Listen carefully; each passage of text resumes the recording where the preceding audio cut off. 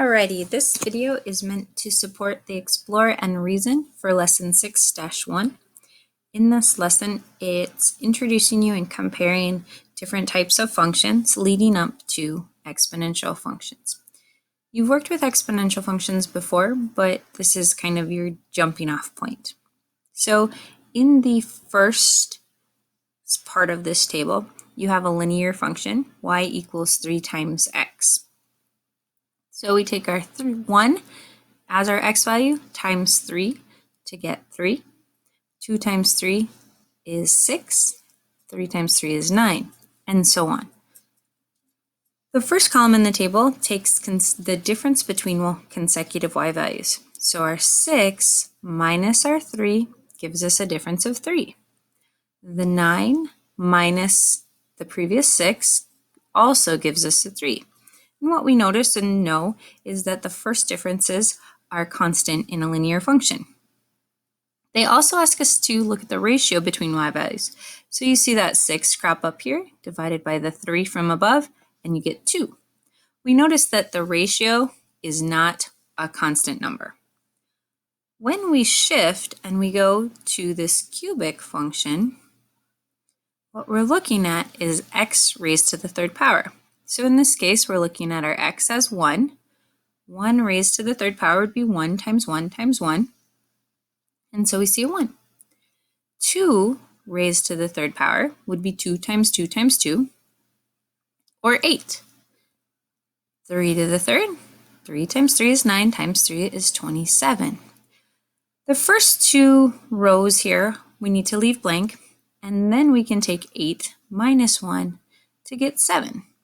We can take 27 minus 8 to get 19, and so on. So far, we notice that there's not a constant difference between the y values. When we look at the ratio, we get 8 divided by 1, which is 8. We get 27 divided by 8, which is going to be somewhere 3 point something. But we're starting to notice that there's not a constant. Finish out that table. And then we cruise over to this exponential. So we have 3 to the first power, because our x value is still 1. That would give us a 3.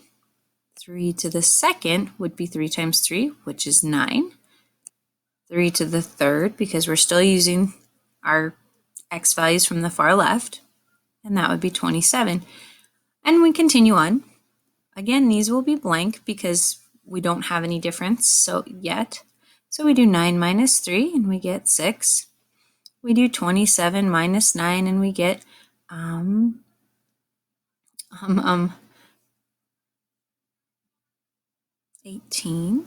And so then we start to look at the ratio. And my apology for how sloppy this looks.